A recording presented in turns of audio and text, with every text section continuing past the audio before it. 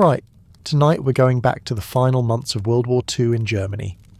But before we begin, make sure you're comfortable. Adjust your pillows, pull up your blanket and settle in. Where we're about to go, you'll want to feel safe and warm. Take a deep breath and relax. Your eyes open to darkness and bitter cold. The first thing you feel is a deep chill creeping into your bones, stiffening your fingers and toes. You're lying on a hard cellar floor wrapped in threadbare blankets that barely ward off the winter freeze. It's just before dawn on a January morning in 1945, and inside this cramped basement shelter, the air smells of damp concrete, coal dust, and lingering smoke from last night's air raid. You can see your breath as a faint white cloud in the gloom. Above you, the faint thud of distant explosions has finally faded. The all-clear siren hasn't sounded yet, but the silence tells you the Allied bombers have moved on for now. You pull the blanket tighter and slowly sit up, every muscle aching with exhaustion and hunger.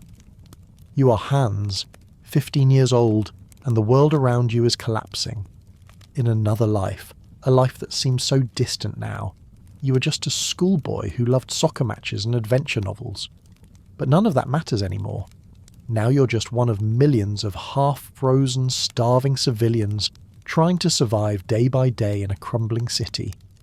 Your little sister, Liesel, is curled against your side, still asleep under the blanket you share. Across the cellar, Mama is seated on an upturned bucket with her arms around your father. Papa's eyes are closed. He's pretending to rest, though you suspect he hasn't truly slept all night. He's keeping watch in the darkness just in case. At 49, Papa is a veteran of the last war, the Great War of 1914 to 1918, and he still walks with a slight limp from a bullet wound he earned as a young soldier. Too old and injured for frontline service this time, he has been spared the front, but not the hardships here at home. When heavy bombing started, he led the family down to this cellar night after night. He knows the destruction war brings. "I never thought I'd see this again," he whispered to you recently after a particularly fierce raid, his voice hollow. "Not in my lifetime. Not after what we endured in the last war." You reach out and gently touch Liesel's shoulder. "Hey," you whisper. It's almost morning.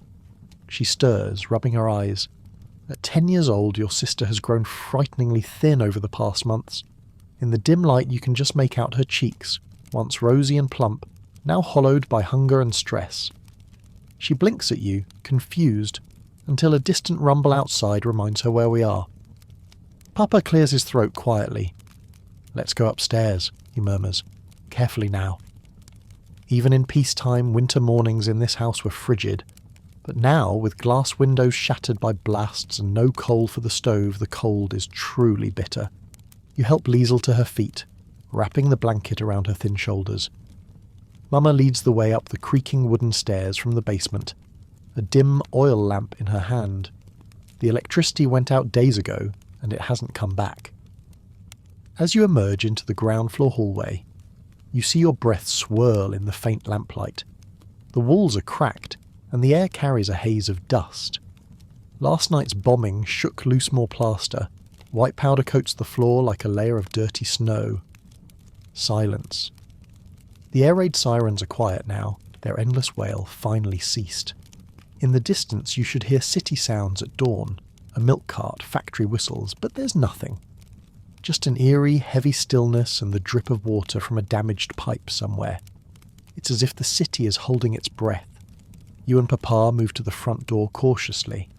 The door hangs awkwardly on its hinges since a blast last week warped the frame. He lifts a shattered piece of plywood that serves as a barricade and pushes the door open. The icy air that rushes in smells of smoke, dust, and something acrid. The signature scent of a city under bombardment. Outside, a pale grey dawn is breaking over a landscape of ruins. Your home street, once a cosy row of brick townhouses, is barely recognisable. The building directly across from yours is now a smouldering shell, its roof gone, windows blown out, wisps of smoke rising from the blackened timbers. Further down the street, a whole row of shops has been reduced to rubble and craters. Splintered beams, chunks of masonry and twisted metal litter the road.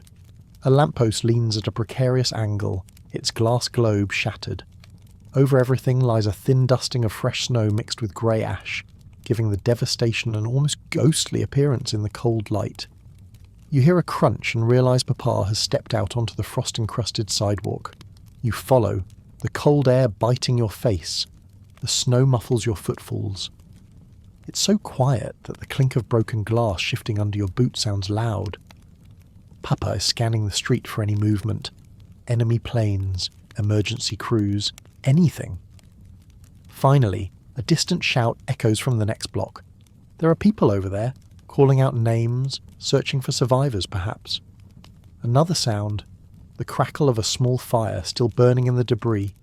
You spot a few neighbours emerging from their own cellars, bundled in coats and scarves, faces drawn in fear and fatigue. Mum and Liesl step out behind you. Your mother's breath catches when she sees the ruins across the street. "The Schultz's house," she says in a trembling voice. The Schultzes lived there. You all stare at the smoking wreckage, and no one says what each of you is thinking. Did they survive? A wave of nausea rolls through your empty stomach. You hold Liesl's hand a little tighter. Suddenly the quiet is broken by the distant clatter of an engine. You all tense, eyes turning upward. Is it coming back? An airplane? For a second your heart pounds, expecting the crescendo of motors and another rain of bombs. But after a moment you realise it's a single engine. Probably a German vehicle on some nearby street, not the multi-engine drone of Allied bombers. Perhaps the civil defence truck making its rounds. You exhale and notice Papa's shoulders relax slightly. False alarm. The sky grows lighter. Pale sunlight filters through the low-hanging clouds of smoke. It's dangerously cold out here. But you stand together on the stoop for a minute, gathering courage to face the day's work. Every morning after a raid is the same. First you must see who needs help, who might be trapped, who didn't make it. Papa exchanges a look with Mama. "Stay with the children," he says softly. Then he steps carefully across the street toward the Schultz's ruined home, where a couple of figures are already climbing over the rubble, calling out. You recognise one. It's Herr Bauer, from 2 doors down, his coat dusted white as he heaves a chunk of debris aside. Mama ushers you and Liesl back indoors to fetch coats and gloves. There's no heat in the house, but inside is slightly less cruel than out. Your coat is threadbare, and your gloves have holes, but it's better than nothing. Liesl wraps a scarf twice around her neck. You both know the drill by now. Hans, keep an eye on your sister, Mama says firmly, before she follows Papa to help the neighbours. Stay right in front of the house where I can see you. Liesl looks up at you with wide, solemn eyes. You force a small, reassuring smile. Come on, let's see if Mrs. Schultze needs us, She nods, and together you venture back to the street, crossing carefully around a smoking crater. The cold morning air bites at your cheeks. As you near the wreckage, you see the extent of the damage. The entire front of the Schultz's 3-story house has collapsed into a heap. Only a portion of the ground floor wall still stands like a jagged tooth.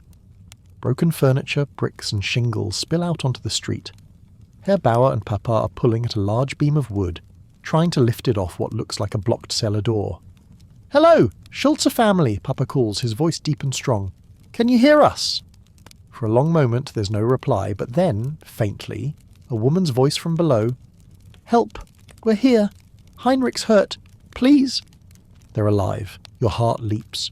You immediately set Liesl down on a relatively safe patch of pavement and scramble forward. The adults are straining with the heavy beam. "Papa, let me help," you say, already planting your feet. He nods, too focused to object.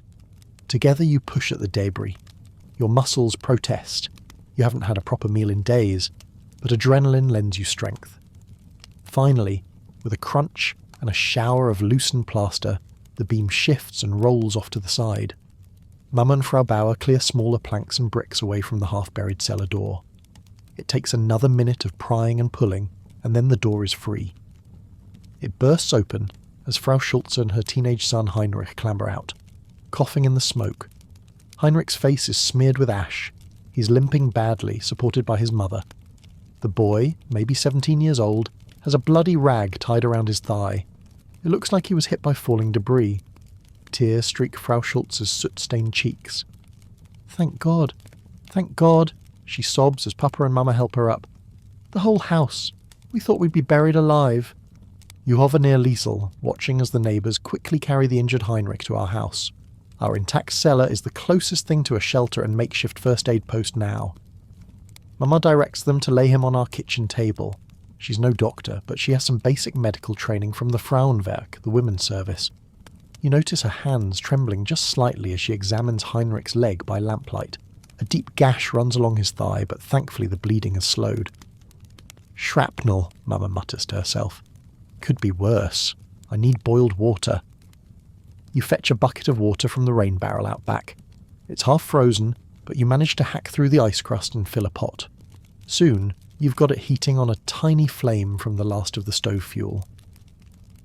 Liesel stands by quietly, pale and anxious, clutching her doll, a ragged thing she's managed to keep through all of this.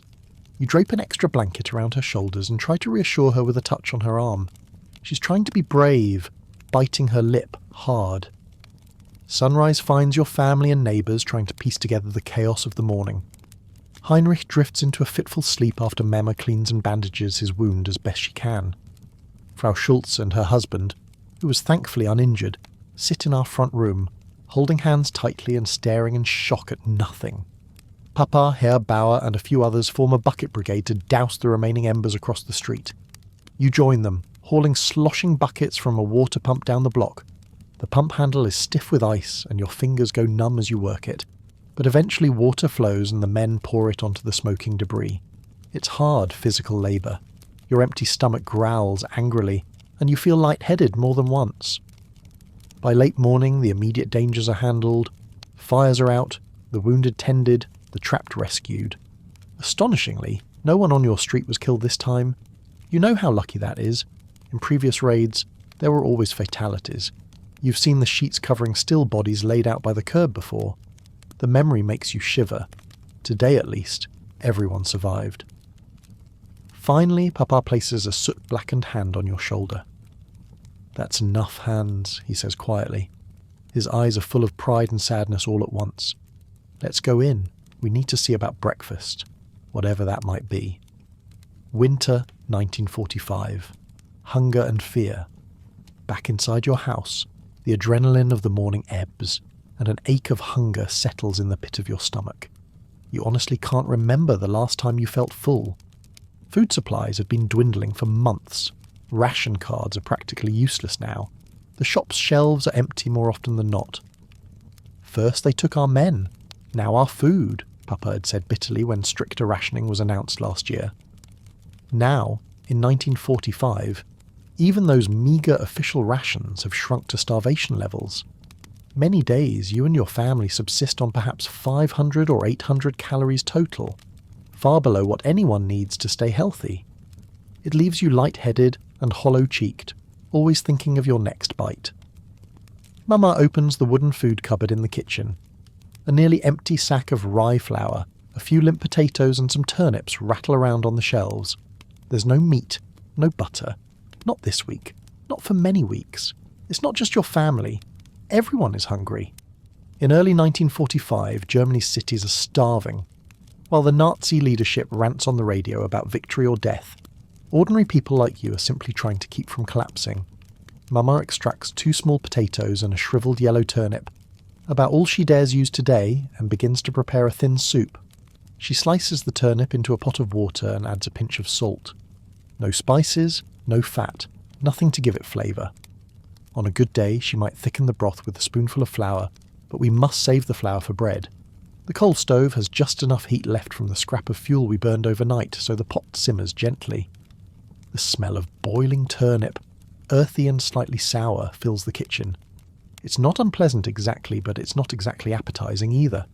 Still, your stomach growls at the scent. This watery turnip stew will be breakfast, and likely lunch and dinner too. While the soup cooks, you help Papa with a grim daily routine, boarding up shattered windows. The blast last night knocked out what remained of the kitchen window pane, so frigid air is pouring in. Together you nail an old blanket across the opening, then add a piece of cardboard on top for a bit more insulation. It blocks the light, casting the kitchen in semi-darkness even though outside the winter sun has finally risen. But it can't be helped. There's no glass to replace the window, and keeping warm is more important than sunlight. At the table, Liesl is breaking the last bit of yesterday's bread into 4 portions. Calling it bread is generous. It's a dense greyish loaf mixed with sawdust and sugar beet pulp, the only kind of bread available now that good flour is reserved for the army. Each of us gets a thin slice, perhaps 50 grams each. Mama used to carefully slice 350 grams per adult per day, the official ration early in the war, but those days are long gone. What remains for civilians in these final months is much less, an almost inedible stump of bread that tastes faintly of wood and glue. At least it's something to fill the stomach. You chew your piece slowly, taking small bites to make it last. The texture is rough and it sticks in your throat, but you wash it down with a sip of cold water. Around the table, your family eats in silence. Papa cradles his tin cup of turnip soup between his large hands, warming his fingers.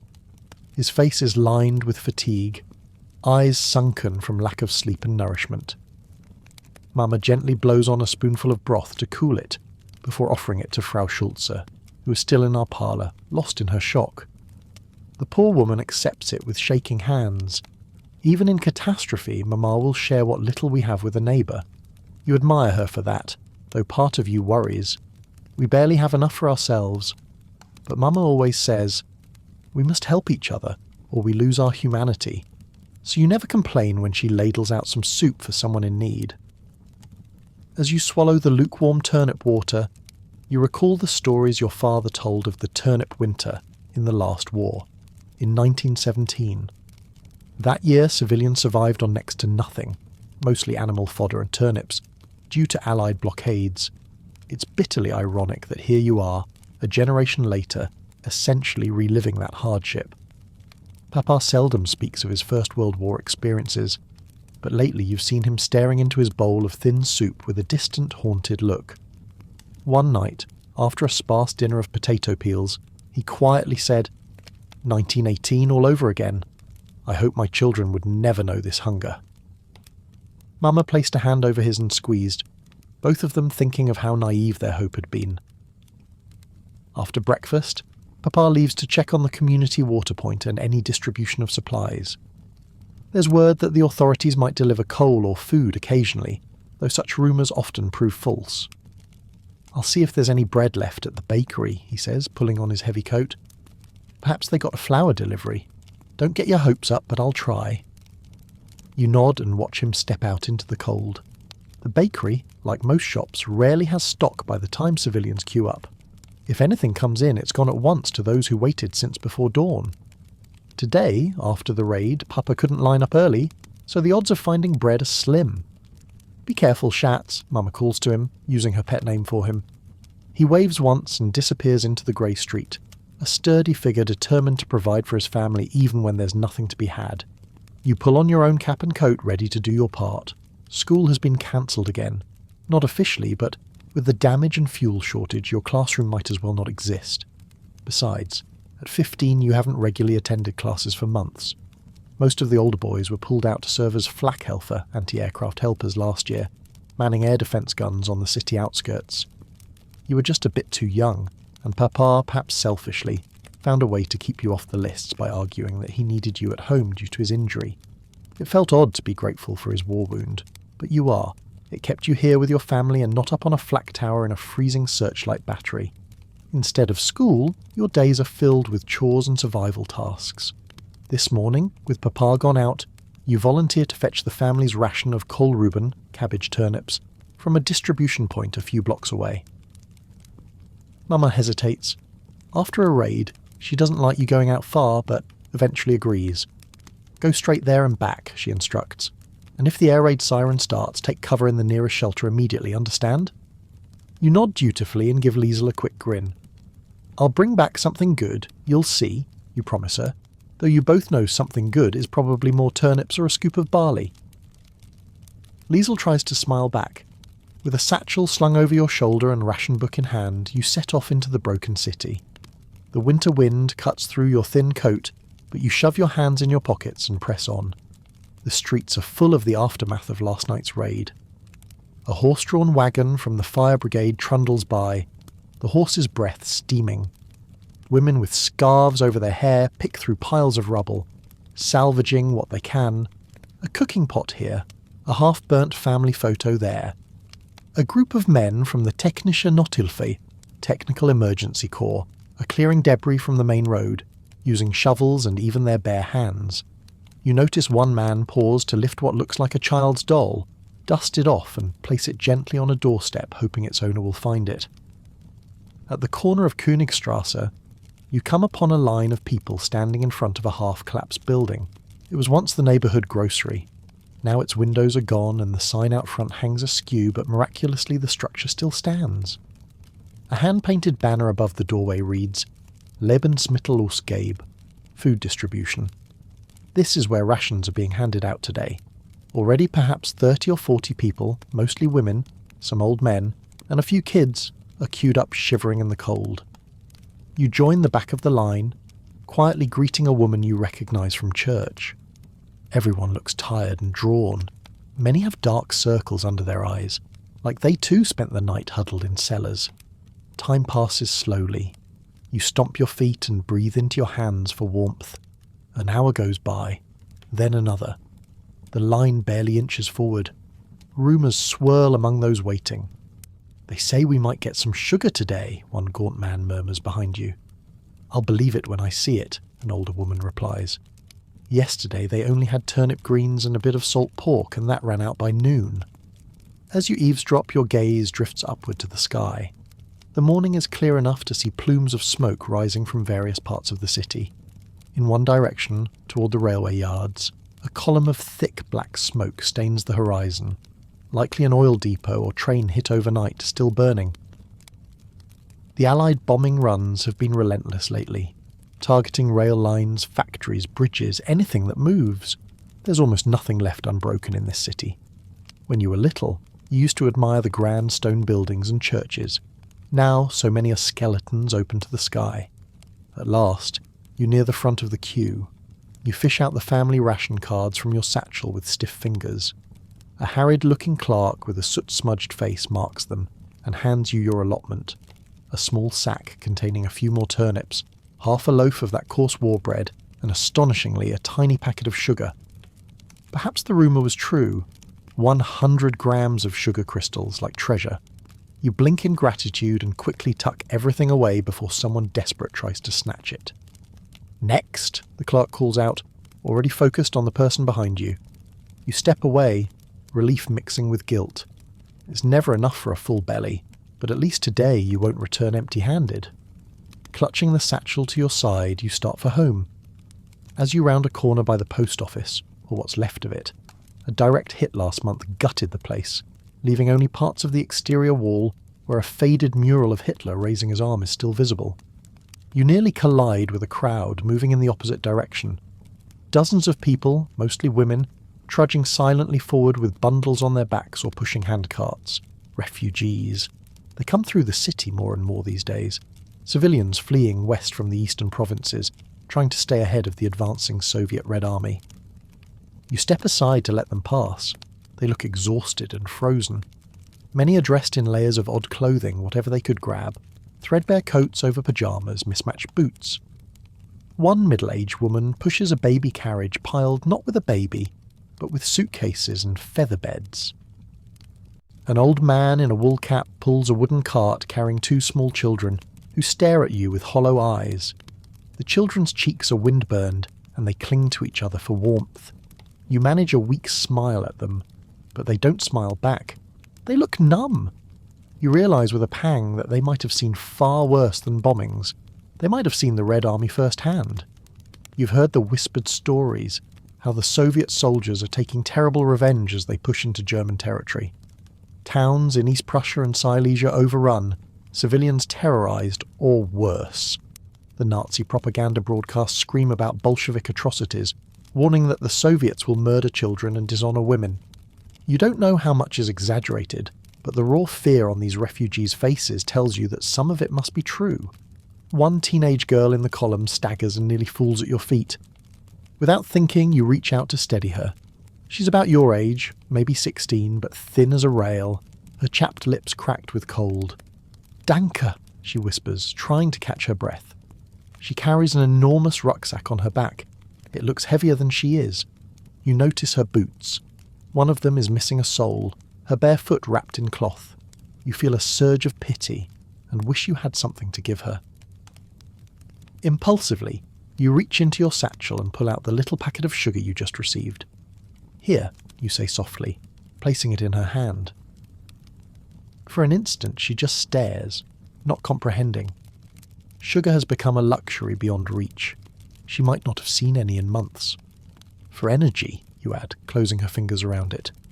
Tears fill her eyes. "You're very kind," she manages to say, voice quavering. Then an older woman, perhaps her mother, calls to her from a few paces ahead. The girl presses your hand gratefully and moves on, shuffling to catch up, cradling the sugar to her chest as if it were gold dust. You watch as the line of refugees continues its slow exodus westward, their figures disappearing into the frosty haze. A sense of dread twists in your stomach. They have seen what's coming, the Soviets, and they are running for their lives. How long before that tide reaches your city? The Western Allies' bombs fall from the sky, but at least they're impersonal in a way. The Red Army, if it arrives here, will be a much more personal nightmare. You've heard adults talk in hushed tones. Better the Americans or British get here first. In school, the teachers called such talk defeatist and treasonous. But by now, even the teachers must see the writing on the wall. Germany is being squeezed from both east and west, and the vice is tightening with each passing day. You hurry home, trying not to dwell on these fears. When you step through your front door, Mama's face brightens in surprise at the sight of the half-loaf of bread in your bag. "Oh, wonderful," she says softly, taking it from you as if handling a precious artifact. Food of any kind brings a little spark of hope.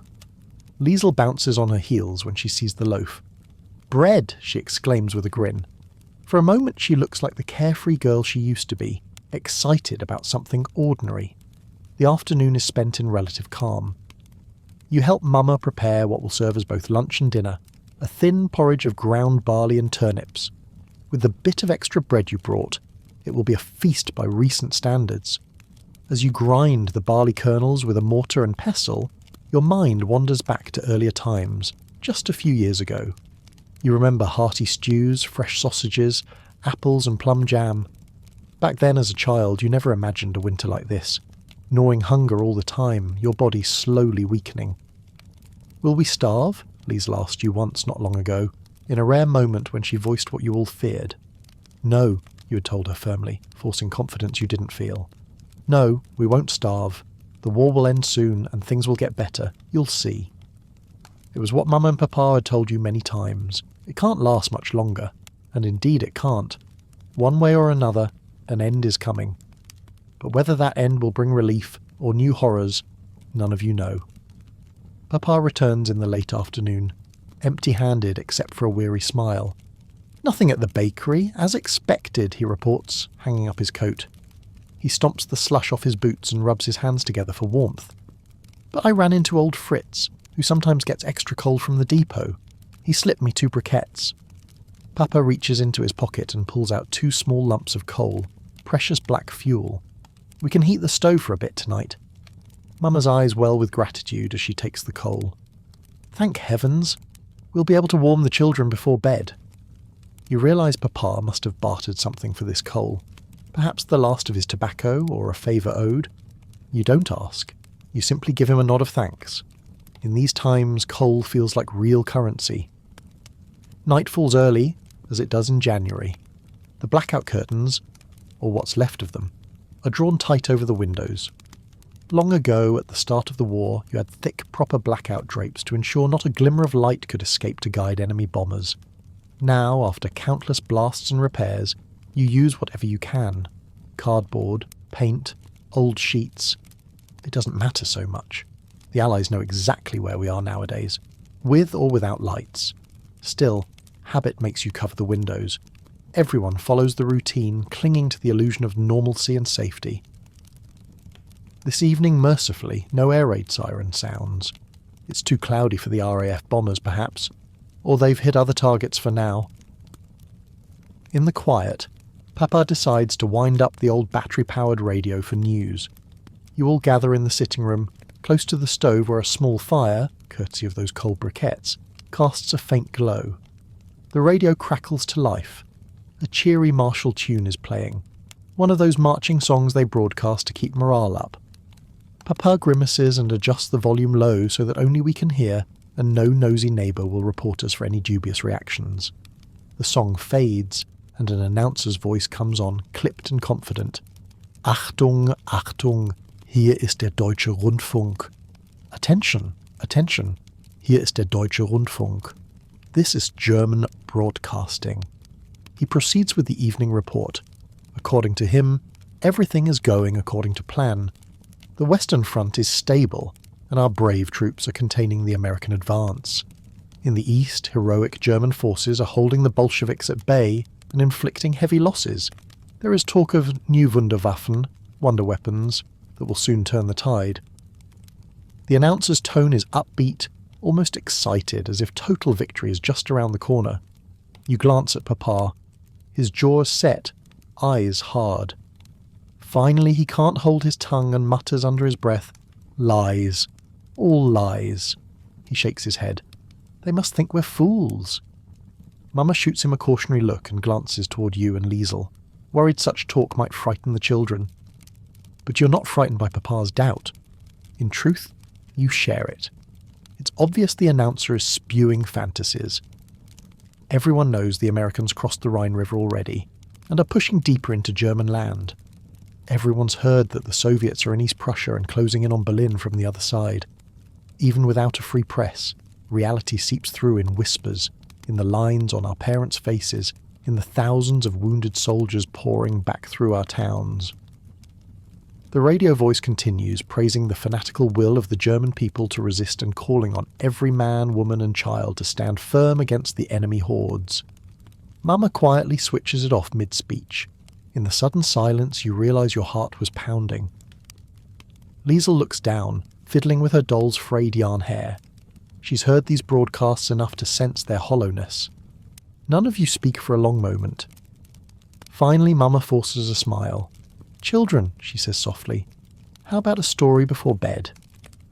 Liesel perks up slightly. "Yes, please," she whispers.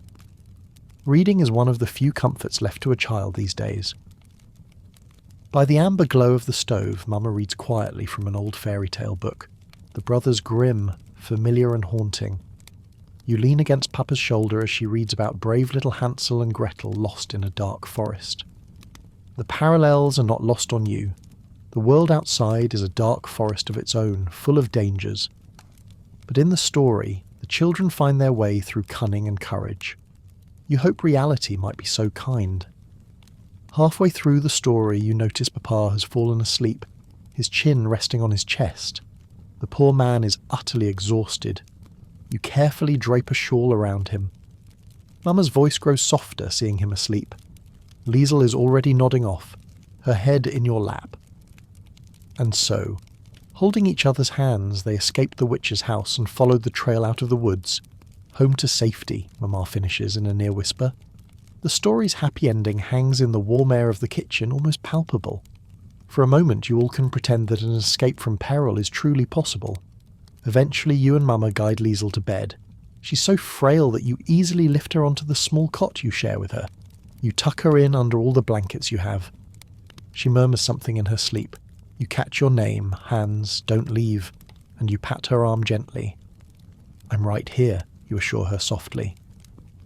Outside, the wind howls faintly, and somewhere far off you think you hear the rumble of artillery. But for now, within these walls, it's quiet. As you lie down beside your sister to get a little rest, you reflect on the day. Only one building destroyed on our street, no one killed, a small bit of extra bread gained. In 1945, that counts as a good day. You close your eyes, listening to Liesel's steady breathing and Papa's soft snores from the next room. The floor is hard and the air still bitterly cold. The stove's heat died quickly once the coal burned out. But you've learned to fall asleep in far worse conditions. You're so tired. The kind of bone-deep fatigue that no amount of rest seems to cure.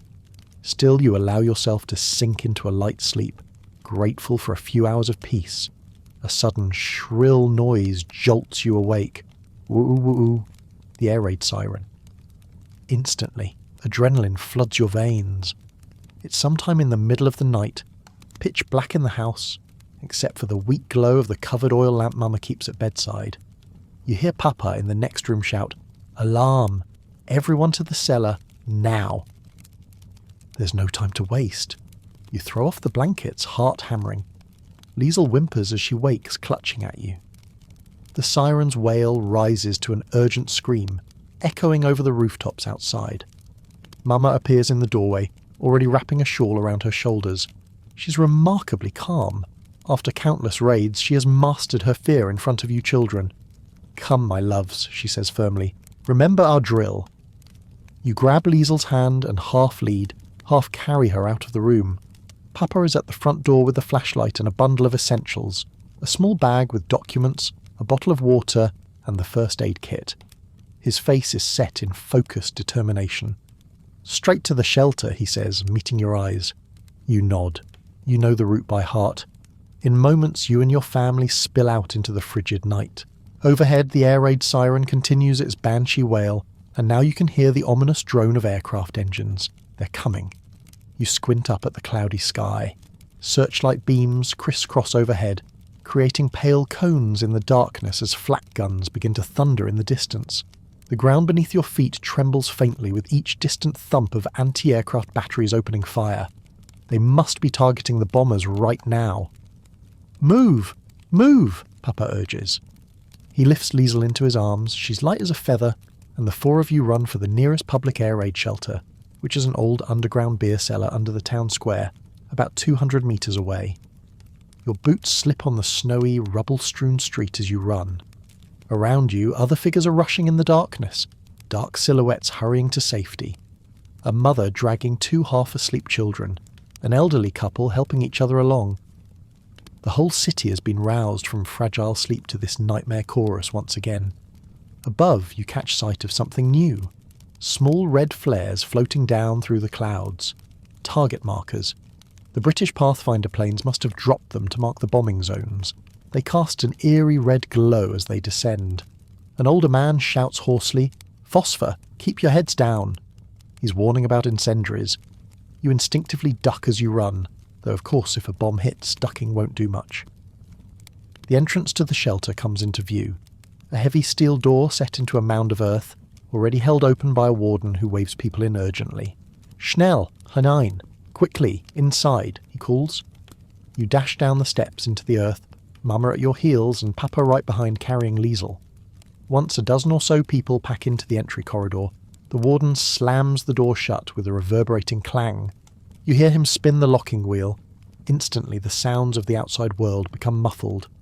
The siren is now a distant muffled rise and fall, and you mostly hear the anxious breaths of those around you. Deeper into the shelter, a few dim electric bulbs running on battery power cast a feeble yellow glow. The space is already crowded. Families huddled on benches along the walls, children wrapped in blankets, older folks leaning on cane chairs. This old beer cellar has become a sanctuary many times during the war. Stone walls are thick and arched, supporting the weight of the square above. You find a small empty spot along one wall, and your family squeezes in. You place Liesel on your lap and Mama sits beside you, her arm around both of you. Papa remains standing, one hand braced on the wall. A heavy silence falls as everyone waits. This is always the worst part, the waiting.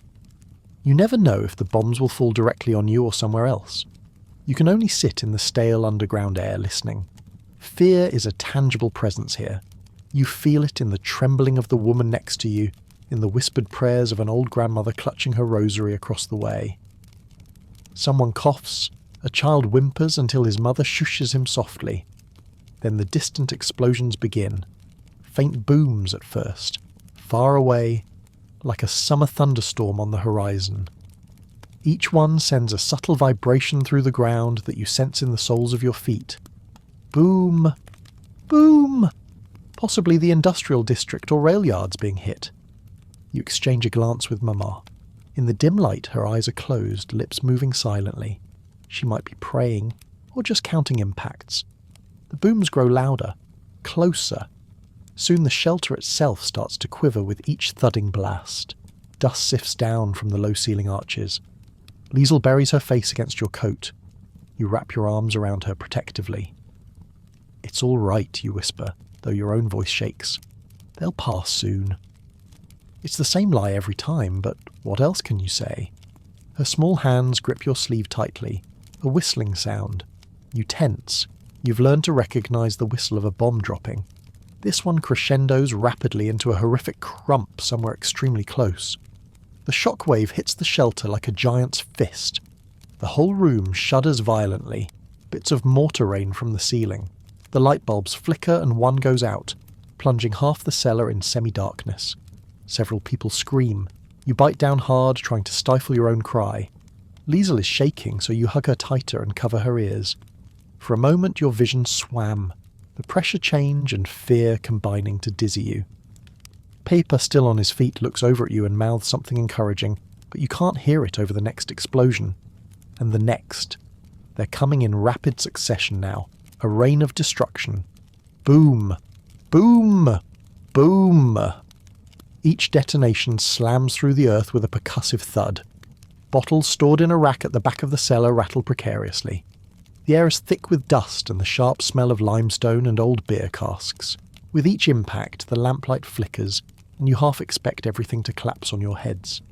In those moments, hiding in the dark, you learn the true meaning of helplessness. There is absolutely nothing you can do but endure and hope. Hope that the bombers miss you. Hope that the roof holds. Hope that fate or luck or God or whatever power rules these nights will spare you one more time. You squeeze your eyes shut and concentrate on the small tangible details. The feel of Liesl's heart pounding against yours. Mama's hand squeezing your shoulder. Papa quietly humming a calming tune. You realise he's humming an old lullaby under his breath, trying to keep us grounded. After what feels like an eternity, the bombing moves further away. The crashes become more distant again. Perhaps the wave of planes passed over and is now hitting another sector of the city. You unpeel yourself from the protective huddle you'd formed and cautiously loosen your arms around Liesl. She peeks up, eyes red from crying silently. You manage to give her a little nod, attempting a reassuring smile. "See, we're okay," you tell her softly. She nods back, too scared to speak. Somewhere in the shelter, a baby starts wailing, likely just realising the shock of all that noise. A young mother a few metres away begins softly singing a lullaby to hush the infant, her voice barely audible over the muffled booms above. The melody is familiar. Guten Abend, Gut Nacht. Good evening, good night. It's heartbreakingly gentle in contrast to the chaos outside. A lump forms in your throat listening to her sing through tears. Minutes drag on. The bombing continues in the distance, but it's clear our quarter is no longer the focus. The worst seems to have passed for us. People begin to shift, stretching cramped limbs, murmuring to each other in the gloom. The warden goes around checking for injuries, but aside from a few scrapes from falling debris, everyone appears okay. "Bleibt ruhig, noch nicht rausgehen," he advises. "Stay calm, don't go out yet." Sometimes delayed action bombs or unexploded ordnance can detonate even after the main raid, so protocol is to wait for the official all clear. At long last, after what might have been an hour, or 5, time has no meaning in these moments. The siren outside gives a different signal, a steady continuous tone. The Entwarnung, all clear. A collective sigh of relief sweeps through the shelter. Shoulders slump, tense necks loosen. Some people whisper prayers of thanks. Others just sit in exhausted silence, eyes closed. Papa gently helps Mama up from the bench. You carry Liesl, who is half asleep again, utterly drained by the terror. Slowly, everyone files out as the warden opens the heavy door. Cold, pre-dawn air rushes in, sharp with dust and smoke. When you emerge onto the street, the sight that greets you steals your breath. Fires are burning in several places, painting the low clouds orange. One fire is quite nearby. Just 2 streets over, you see flames licking at the sky where an apartment block must be ablaze. The distant crackle of burning wood and occasional crashes echo through the otherwise still night. The fresh snow from earlier is now streaked grey and black with soot. and there's a new large crater yawning in the middle of the town square, about 100 paces from the shelter entrance. Cobblestones have been tossed aside like pebbles. One corner of the square's fountain is shattered. Mama's hand flies to her mouth when she sees the destruction. "The bakery," she whispers. You follow her gaze. Indeed, the small bakery on the square's far side, the one Papa had tried this morning, is gone. In its place stands only a jagged ruin with flickers of flame inside. A direct hit. So many buildings you knew are now piles of bricks. It's a surreal, gutting sight. The landmarks of your childhood erased overnight. Yet, as always, there's no time to dwell on what's lost. Immediately an unofficial routine kicks in. Those who are able begin searching for anyone who might need help in the wreckage. The fire brigade is already arriving at the scene of the biggest blaze, volunteers hauling their hoses through the rubble. Papa sets off to assist them, squeezing your shoulder before he goes. "Take the girls home," he tells you. "I'll meet you there soon." So you lead Mama and Liesel back toward your street. The air is thick with dust that scratches your throat. You cough into your sleeve. Dawn is approaching again, a sickly red dawn under a smoky sky. You trudge through the debris-littered roads you ran just hours before. In front of one collapsed building, you see a grim shape covered by a coat, one of those who wasn't as lucky this time. You quickly guide Liesel's face away, though she likely knows what it is. You wish you hadn't seen it. The image will lodge in your mind like so many others. When you reach your home, you find the front door blown open and windows completely gone. But the structure itself still stands. Inside, a fine layer of dust covers everything, knocked loose by the bombing, and a few new cracks zigzag across the ceiling. But compared to what you saw outside, it's intact. "Thank God," Mama murmurs, sinking into a chair though her legs are still shaking. "Thank God our house is still here." Liesel, clinging to you, asks in a trembling whisper, "Hans, is it over?" You nod and stroke her dishevelled hair. "It's over for now," you reply gently. "We're safe. For now." The unspoken qualifier hangs in the air. She buries her face against you and you feel her warm tears soaking through your shirt. You just hold her, letting her cry. It's the first time tonight she's really let herself do so. You're trembling too, though you try to hide it. Mama busies herself picking up broken dishes that fell from the cupboard. It's how she copes, focusing on small tasks. She hums softly as she works, perhaps the same lullaby that young Mother sang in the shelter. You admire her strength. Only once she's cleared the worst of the mess does she finally sit and allow herself a few tears, dabbing her eyes quickly with her apron so you and Liesel won't notice. But you do notice, and it pains you. Papa returns an hour or two later, exhausted and smelling of smoke. His face is streaked with soot. He reports that they managed to control the blaze near the square eventually. He doesn't mention any casualties, but his haunted expression says enough. He slumps into a chair, and Mama brings him a cup of water. In that moment, seeing your father's hands trembling ever so slightly as he drinks, you feel a swell of fierce love and concern. This war is destroying him as surely as bullets or bombs would, just more slowly. Spring 1945. The collapse. The brutal winter yields to a muddy spring. By March 1945, your city, what's left of it, is bracing for invasion. Each day brings the front closer. You start hearing not just distant bombers but distant guns. Sometimes, late at night, when all else is silent, you hear a faint rumbling like a summer thunderstorm on the horizon. But these are no thunderstorms. It's artillery, still far off for now, but approaching. The German radio still spews propaganda about holding firm and ultimate victory, but fewer people bother to listen. Now you get more reliable news from gossip and whispered reports. One morning in the early March, Papa comes home with a strange look, part relief, part worry. "They crossed the Rhine," he says quietly as the family gathers around.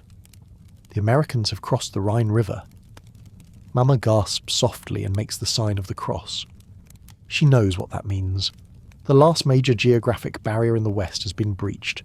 The enemy is officially on German soil in force. You picture the Rhine from school maps, that broad river winding north. To imagine foreign soldiers marching over the bridges of the Rhine into the heart of Germany. It sends a shiver through you, a mix of fear and oddly, a tiny spark of hope. Because as terrifying as it is to have the enemy approaching, it also means the war might soon end. This nightmare might actually have an endpoint in sight. Still, the official line from the Nazi Party is, "Fight on, fight to the end." To enforce that will, in late March, a new push to mobilise every able-bodied man and boy for defence comes to your town. The Volkssturm, the last-ditch militia of 16 to 60-year-olds, is being called up everywhere. You see tattered posters on street corners, those not blown down by blasts, proclaiming "Jeder Volksgenosse muss kämpfen." Every national comrade must fight. Men too old or boys too young for regular service are being given old rifles and a few Panzerfaust anti-tank weapons, with orders to fortify the city and resist the Allies. Your father, at 49, falls in the age range. Despite his old war injury, despite his exhaustion, he is not exempt from this desperate call. One evening, a local Nazi Party official comes knocking door to door with a clipboard, registering all remaining males. When he arrives at your house, Mama's face goes pale as she greets him. The official, a stout middle-aged man with a Nazi armband, brusquely asks Papa about his health and capabilities. Papa demonstrates his limp and mentions his heart troubles, hoping to be excused. The official narrows his eyes. You can almost see him deciding whether to care. In the end, likely because so few men are left, he insists Papa will still report for duty. Perhaps not on the front line, but to help build barricades and defences. Then the man's cold gaze falls on you. "This boy, he's 15, he asks Mama, who nods mutely. "Hitlerjugend?" he inquires. Mama says yes, of course. You've been a member of the Hitler Youth like all boys. It wasn't optional, not really. The official grunts in approval. Good. We need every able youth too. Have him report with his father. We'll put him to work. Your heart lurches. Mama immediately steps forward, fear in her eyes, and blurts, "But he's not yet 16. The Volkssturm law said 16, didn't it?" She knows as well as you do that age limits mean little now, but she tries anyway. The official waves a dismissive hand. He looks strong enough. Plenty of 15-year-olds are fighting already. Don't worry, woman. We'll find appropriate tasks for him. With that, he scribbles something on his clipboard and moves on to the next house, leaving Mama standing there, trembling with anger and worry. Papa closes the door and draws Mama into a comforting hug as she silently begins to cry into his shoulder. You just stand there, stunned. Part of you always knew this moment might come, that eventually they'd come for you too, but hearing it declared so bluntly is terrifying. You're going to be armed, perhaps, and expected to fight. You swallow hard, hands balled into fists to hide their shaking. Liesl has come out from the kitchen and is watching with wide, frightened eyes, clutching her doll. Papa catches your gaze over Mama's shoulder. He gives you a resolute nod as if to say we'll get through this. Out loud, he says gently, "It'll be all right. They just want help fortifying, that's all. We'll do our part here in the city." His tone is reassuring, but you can sense the lie. He has seen war. He must know what doing our part likely means. Still, for Mama's sake, he pretends it will be minor. The next week, you and Papa report to a makeshift gathering point, the courtyard of the local school, your school, though it hasn't held classes in months.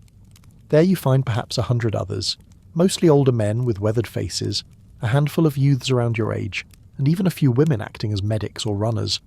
A stern-faced Wehrmacht sergeant with a bandaged arm is in charge of training this motley Volkssturm unit. He paces in front of the assembly and barks that we will defend our city to the last man against the American and British terrorists. Many of the old men exchange weary, sceptical looks at his fiery rhetoric. The teenagers, you included, stand rigidly. We're nervous, trying to appear brave. They arm you with whatever is available. You receive an ancient bolt-action rifle with a cracked stock. It's almost as tall as Liesl, and looks like it might have seen action back in 1918. Papa, because of his experience, is given an MG-34 machine gun to be part of a heavy weapon crew, but it comes with only a few belts of ammunition and no spare parts. Others get a mishmash of weapons, some Italian carbines from a captured stock, a few Panzerfaust anti-tank rockets, even old hunting shotguns.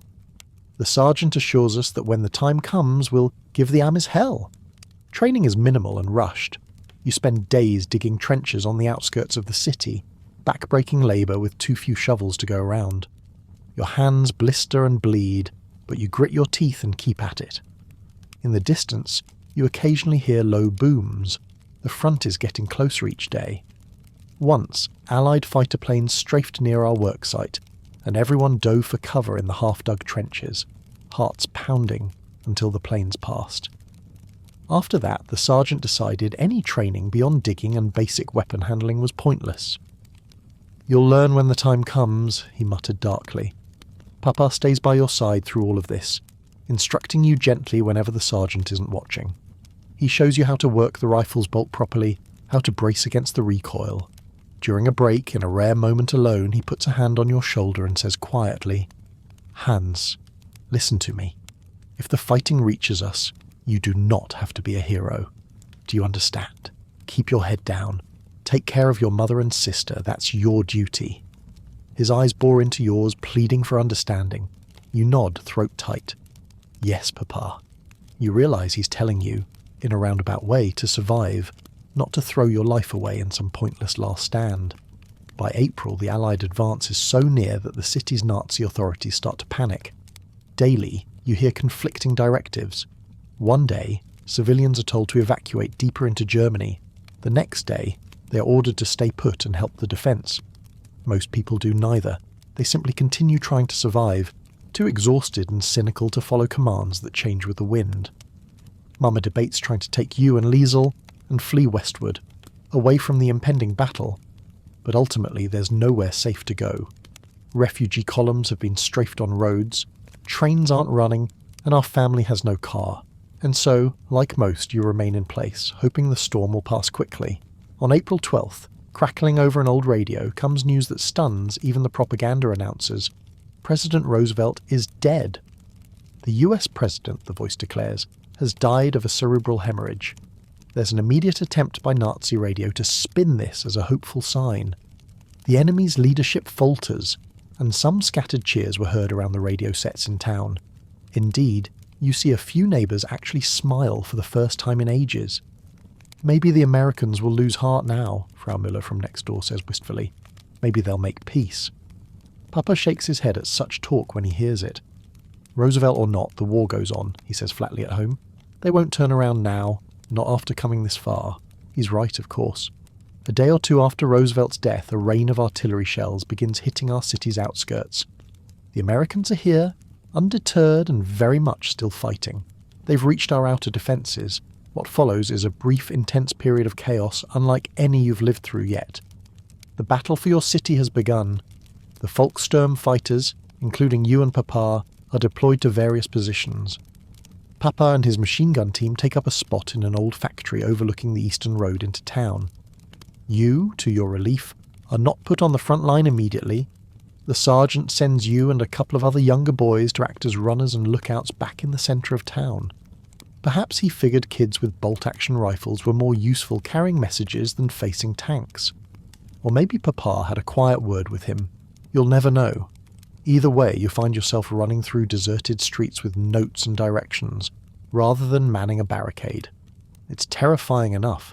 Stray bullets occasionally zing down the road, and twice you have to duck into doorways as American shellfire whistles overhead. But you do your duty, legs shaking, delivering dispatches from one makeshift command post to another. From the post office basement where a lieutenant has set up, to the church tower where a spotter is stationed, and so on. By April 14th, the Americans have breached the outskirts. Their tanks roll down the main boulevard, blasting aside the feeble roadblocks the Volkssturm put up.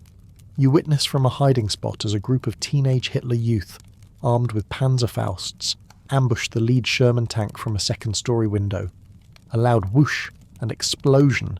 The tank erupts in flames. For an instant you feel a conflicted spark of triumph. They got one, but it's short-lived. Another American tank swings its turret and boom! It fires a shell straight into that building. The upper floor disappears in a cloud of debris and dust. You don't see the boys reappear. The US infantry following behind move with caution but grim determination, systematically clearing each street. At one point you round a corner carrying a message only to find yourself face to face with 2 American soldiers at the far end of the street, rifles raised. They spot you, a lone German boy with a gun slung on your shoulder. Time freezes. You're too startled to even move. One of them shouts something in English you can't understand and drops to a knee, aiming at you. For a heartbeat, you stare at the dark muzzle of his weapon. Strangely, you feel no fear in that split second, just a numb acceptance that this is it. But then a loud voice rings out from somewhere above you. "Nicht schießen, don't shoot, kind, kind." It's Frau Berger, an elderly neighbour, shouting in broken English from her window at the Americans. "Don't shoot, he's a child," she's trying to convey. Miraculously, it works. The Americans hesitate. You snap out of your daze and do the only sensible thing. You let your rifle slip off your shoulder to the ground, and you raise your hands high above your head. "Nicht schießen," you echo desperately. "Bitte nicht schießen." The 2 soldiers approach slowly, covering you with their rifles. One is young, maybe only a few years older than you, and the other is middle-aged with wary eyes. They reach you, and the older one pats you down brusquely for weapons. Finding none except the dropped rifle, he kicks it aside. You've been captured. A strange flood of relief actually washes over you, overpowering your shame. You're alive, and the terror of combat is suddenly out of your hands. The young American looks at you with an expression that surprises you. Pity. "How old are you, kid?" he asks haltingly. Maybe he expects you to understand. You don't speak English, but you catch the word old and his tone. 15, you answer quietly, unsure if he'll understand. His eyes widen, and he mutters something to his comrade like, "Jesus, just 15. They motion for you to go with them. With arms still raised, you obey. As they lead you down the street, you glance back toward the church where Papa was supposed to be. Your heart clenches with fear for him. The battle is still raging in pockets. Gunfire echoes, a column of smoke rises from near the railway station. But in your immediate area, things are calmer now under American control. Several other German fighters, mostly older Volkssturm men, have surrendered or been captured. You pass 2 disarmed grandfathers sitting on a curb, one nursing a wound. They look defeated but visibly relieved to be out of the fight. They take you to the town square. The irony isn't lost on you. This very square where you played as a child and where you nearly died last night in the bomb shelter is now an assembly point for prisoners. A few American tanks are parked there, and soldiers bustle about securing the area. They've hoisted an American flag on the remnants of the City Hall building. It flutters in the spring breeze. The GIs process you and the other captives quickly. You're made to sit with your back against a wall, hands on your knees. A young American medic notices you shivering, more from shock than cold, and he actually offers you a chocolate bar. "Here, it's okay," he says in a gentle voice, pressing it into your hand when you don't immediately react. Chocolate. Real chocolate. You haven't seen any since before the war. In a daze you mumble, "Danke," and nibble at a corner. The taste is overwhelming, rich and sweet. Tears unexpectedly spring to your eyes as you eat it. The medic pats your shoulder and moves on, perhaps unaware of how that small kindness undoes you completely. As you sit there, an overwhelming realization hits. The war is over for me.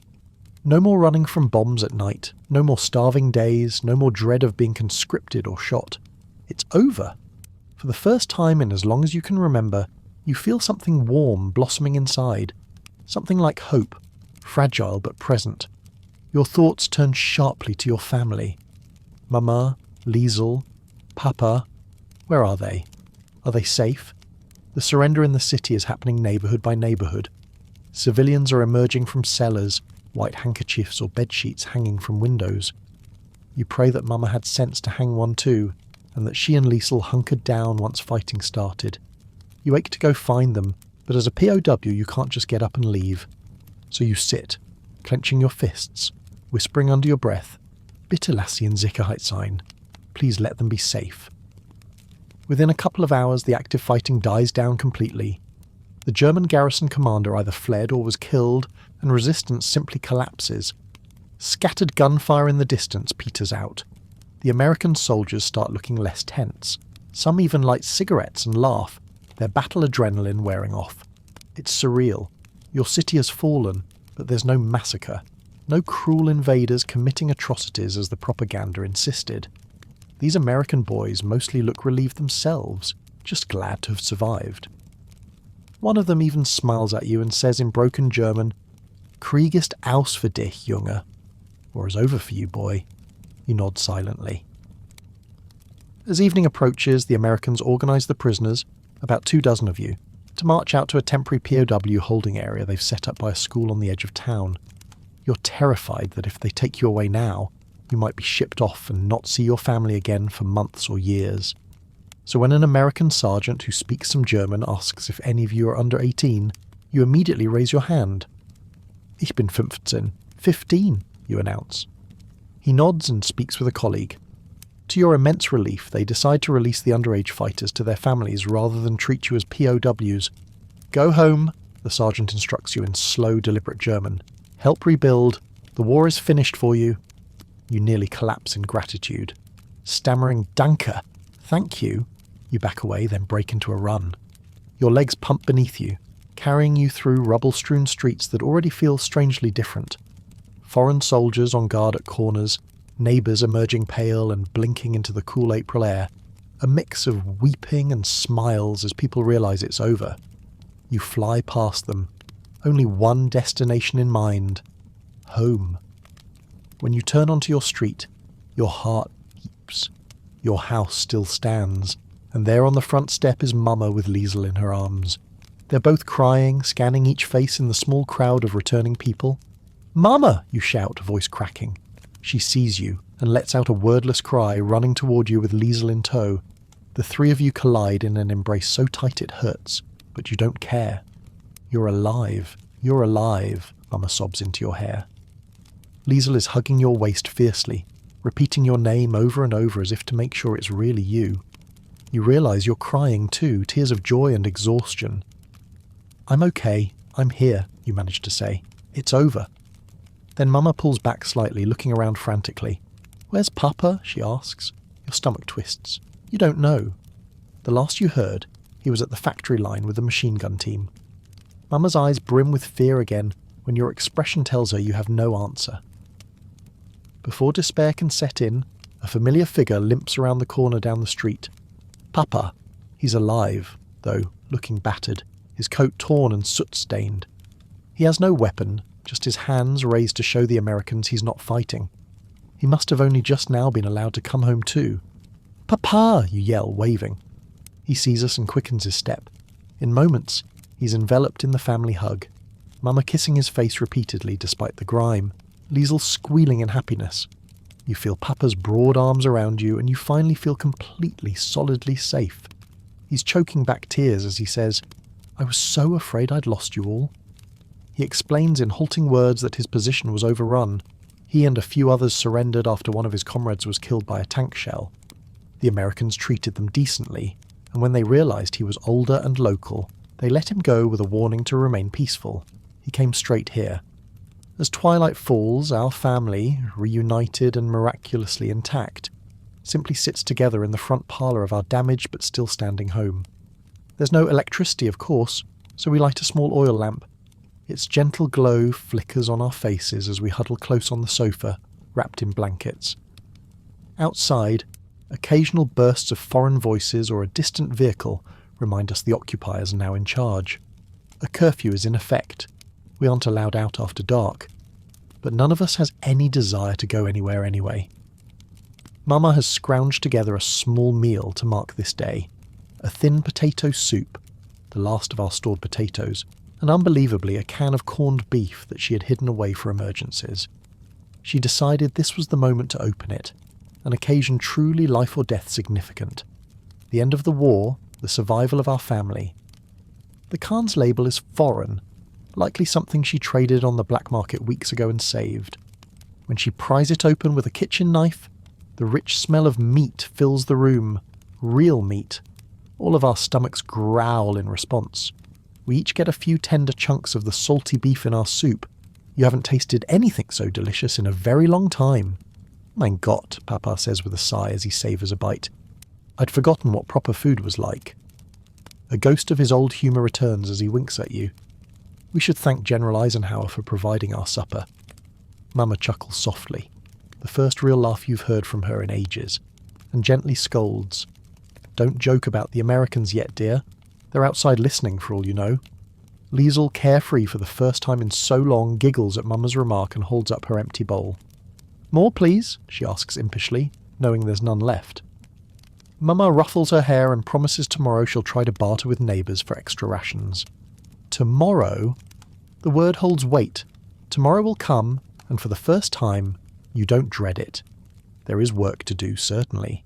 Clearing rubble, searching for missing friends, figuring out how to survive under the occupation, but there will be a tomorrow. After dinner, Papa finds his old accordion, miraculously undamaged, and quietly plays a few soft tunes. The music floats through the dark, broken house like a balm on all the wounds we carry. Lily Marlene, he plays at one point, that famous wartime love song known by both Germans and Allies. Mama closes her eyes and leans on his shoulder, humming along. You hold Liesel's hand as she fights sleep, her head drooping against your arm. Eventually we decide to all sleep together in the cellar tonight, more out of habit than necessity. It feels safer there, even though the bombings are done. So we pile blankets and head downstairs. But this time we carry the oil lamp without fear of guiding any bombers. No blackout needed. And this time, the door to the cellar remains ajar, not barricaded, because we know when morning comes we won't emerge to more destruction, but to peace. Before you drift off, you scribble a short entry in an old notebook you've been keeping. In it you write, April 15th, 1945. The war in our city is over. I am alive. My family is alive. I am so hungry, but so happy I could cry. You then scratch that out and simply write, we survived. We're together. The days and weeks after the surrender blur together in a mix of relief and hardship. The war's end doesn't magically solve the practical problems. There is still very little food, infrastructure is shattered, and now there is an occupying army everywhere. But compared to the mortal fear of combat and bombings, these are manageable problems, and people tackle them with a curious energy, driven by the raw will to live. The American soldiers occupy our town with efficiency, but also an unexpected civility. They impose strict rules at first. Curfews, surrender of any weapons. Papa gladly turns in an old pistol he had hidden, and even you hand over your Hitler Youth dagger. They billet some troops in empty buildings, but thankfully not in our tiny home. They set up field kitchens that, after some negotiation, begin to offer soup kitchens for civilians as well. The first time Mama comes home with a kettle of thin cabbage soup provided by the Americans, she can't stop marvelling. Can you imagine, she says, ladling it out. They're feeding us.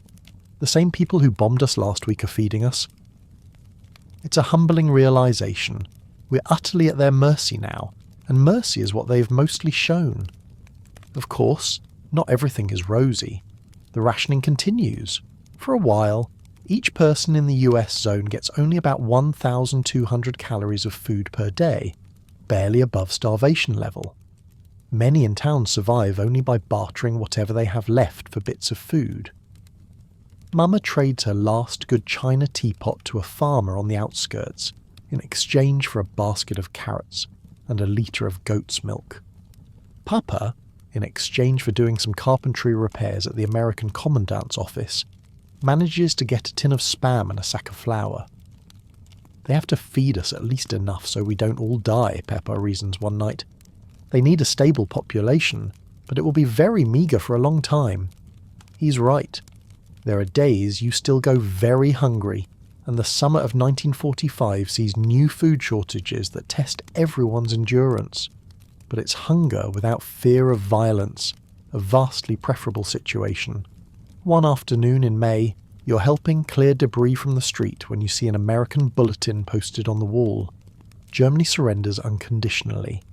It's the formal announcement of VE Day, May 8th, 1945. Many people stop to read it, then simply carry on with their tasks. There is no celebration from our side. How could there be? It's more a sense of quiet, grim acknowledgement. The nightmare is officially over. Our country lost. For some, particularly ardent Nazis in town, this news brings visible confusion or despair. You hear that a few even took their own lives on that day, unable to imagine a life after defeat. But most are like your family, soberly relieved and determined to pick up the pieces. Picking up the pieces becomes literal for you. Every day you join work gangs of locals under American supervision to clear rubble, fill craters, and try to get basic services running. The city's water system is a mess, and for weeks you have to haul buckets from a nearby river for drinking and washing. Electricity returns only sporadically by summer. The school building was damaged in the battle, so classes don't resume anytime soon. Instead, the schoolyard becomes a distribution point for aid. You go there weekly with Mama and stand in long lines, some things never change, to receive handouts, powdered milk, dried peas, occasionally even canned meat or fruit sent by relief agencies. Care packages, they call them, an unfamiliar phrase that quickly becomes beloved. The food from these parcels is still simple and bland, but compared to the rationed turnips of a few months ago, it tastes like a blessing. As the summer of 1945 wears on, you notice life slowly creeping back towards normalcy, or rather, a new normal. The sound of hammers and saws replaces the sound of gunfire. Women scrub soot off walls and replant vegetable gardens in any available patch of soil. Men salvage bricks from collapsed buildings to patch holes in surviving ones. The American soldiers become a familiar sight on the streets, but a less threatening one. Some try to speak German phrases or share chewing gum with local children. They're not universally loved. There are tensions, a few incidents of drunken misbehaviour, some enmity from those who lost loved ones in the bombings. But overall, as occupiers go, they are far kinder than we were led to expect. One evening in early June, you experience something almost magical. An American army truck pulls into the square and a couple of soldiers set up a movie projector against a whitewashed wall of a damaged building. As dusk falls, they invite local people, especially kids, to come watch a film. Curiosity overcomes caution, and you and a few friends gather at a respectful distance. The film is a simple Charlie Chaplin comedy, without much dialogue, just slapstick antics and laughter. At first, you watch uncertainly, but soon you find yourself chuckling along. Laughter, real, spontaneous laughter, had been nearly absent from your life in 1945 until that moment. It almost feels wrong, like you're betraying the hardships by laughing. But then you notice Papa and Mama standing at the back, holding hands, smiling as Chaplin's character bumbles on the screen. Liesel is outright giggling, perched on Papa's shoulders for a better view. The war, with all its sorrow, didn't erase our ability to feel joy after all. It was just buried, waiting for a chance to resurface. Of course, reminders of the war's dark legacy appear too. In July, American officers order all locals to attend an exhibition they've set up in the town hall, what's left of it. Inside, they display photographs and films of the concentration camps they liberated, piles of emaciated corpses, gas chambers, survivors like skeletons. You're forced to confront horrors beyond anything you personally endured. It leaves you shaken to your core. You recall hearing rumours about Jews being taken away, about camps in the East, but none of it seemed real or comprehensible back then. Now, confronted with undeniable evidence, you feel sick and deeply troubled. Papa walks home from the exhibition in silence, his face ashen. Later that night, you hear him and Mama speaking in low voices in the kitchen. "Did we truly know nothing?" Mama says, voice quavering. "How could they hide something like that?" Papa doesn't reply. He just sighs heavily. You peek in and see him at the table, head in hands. It's clear that while one nightmare, the war ended, another, the guilt and reckoning, is beginning for many Germans. As a 15-year-old, you struggle to process it. You weren't old enough or involved enough to feel personally responsible, yet a heavy sense of shame settles on you for what was done in your country's name. Time passes. Summer turns to autumn. The trees that miraculously survived the bombings shed their leaves as usual, indifferent to human affairs. By now, you and your peers are all focused on survival and rebuilding, but in quieter moments you also dare to ponder the future. What will become of us? Of Germany?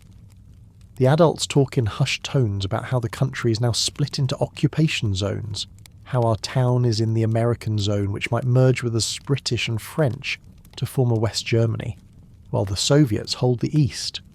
It's all very political and far above your head, but one thing is clear. The Germany you were born into is gone forever. The swastikas are torn down, the Nazi Party dissolved. You even had to exchange your old school textbooks for new ones that aren't filled with Hitler's ideology. A new era is dawning. One crisp morning you wake early and step outside. Your breath puffs white in the chill. The street is quiet except for a distant rumble of a truck and the chirping of sparrows on the eaves. You pull your threadbare jacket tighter and start walking, just to feel the calm of dawn. War-torn buildings line your way, but here and there you see signs of renewal, a repaired roof, a fresh coat of paint over scorched walls. You pass the bakery, now under new management and actually starting to produce bread again. Though mostly grey war bread still, flour is scarce. The smell of baking, faint but real, drifts out and makes your stomach grumble pleasantly. You purchase a small loaf, still warm, using the ration coupons and a few cigarettes you got from trading with the GI. Cigarettes have become a form of currency in this strange post-war economy. Tucking the loaf under your arm, you wander toward the edge of town. There you find yourself standing in the very field where, almost exactly a year ago, you and your Hitler Youth Squad had practiced digging trenches and idolised distant frontline heroics. How naive you were, you think, shaking your head. That open field is now used by the Americans as a temporary cemetery for their fallen. You see orderly rows of white wooden crosses with dog tags nailed to them. They died here in the final push, young men from far away. You swallow a lump in your throat and murmur a quiet prayer, not dictated by propaganda or fear, but from genuine respect for the dead on all sides. As the sun peaks over the horizon, you sit on an old stump at the field's edge and break off a piece of the warm bread. It's coarse and a bit sour, but to you it tastes like life.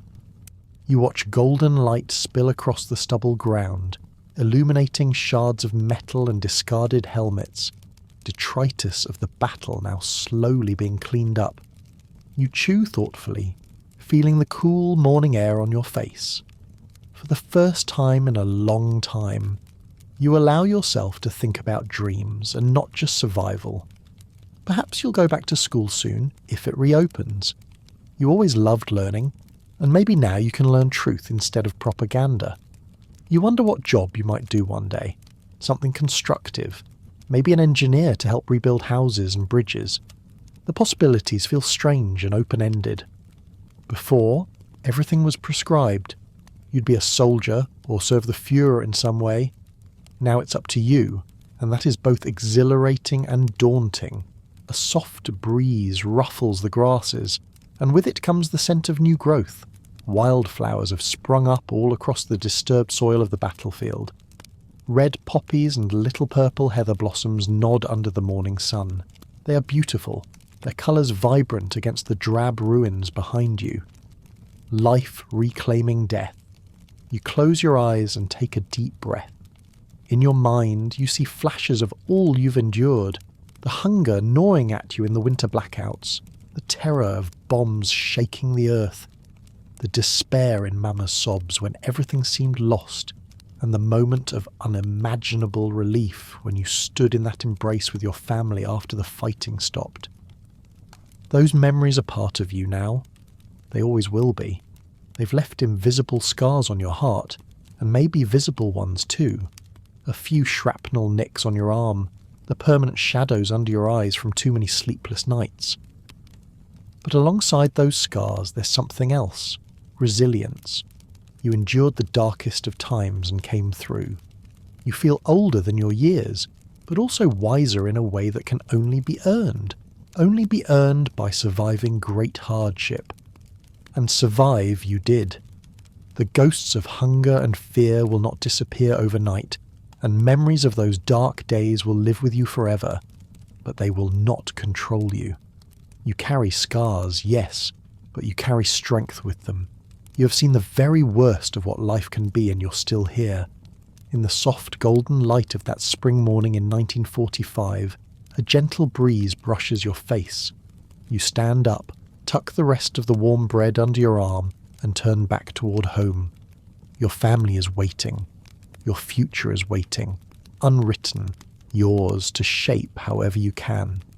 As you walk through the quiet streets, past neighbours beginning to rebuild and children chasing one another through piles of rubble, you feel a cautious smile tug at your lips. It's hope, real hope, stirring to life inside you like a tiny flame, ready to grow.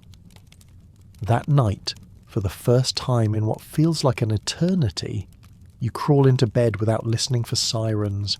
There is no distant gunfire, no rumble of bombers overhead, only the comforting hush of a peaceful night. Mama tucks Liesel in just across the room, whispering a soft lullaby. Papa gently lays an extra blanket over you. Schlaf gut, he murmurs. Sleep well. You nestle into your thin pillow, the sheets clean and cool against your skin. A soft moonlight falls through the window, illuminating the familiar shapes of your little bedroom. It's silent outside, blessedly silent. Your eyelids grow heavy. As you exhale a long, slow breath, you feel months' worth of tension finally begin to melt away. The war is over. You're safe. Your stomach is not full, not yet, but there was bread today, and there will be more tomorrow. Your family is here with you. Their gentle breathing in the dark is the sweetest sound you've ever known. This small room with its cracked plaster and faint smell of coal dust is home. Home. You have it back again. You close your eyes. In the quiet, you offer a silent prayer of thanks. To fate, to God, to whatever power saw you through. Grateful beyond words that life endures. The warmth of your blanket, the taste of clean water on your tongue, the promise of a dawn without fear. These simple things feel like miracles. Outside, a lone nightingale begins to sing in a budding tree, its soft notes drifting through the open window. You listen, your heart full. The song is not one of mourning, but of life and renewal. Tomorrow, when the sun rises, you will wake to a world reborn from the ashes.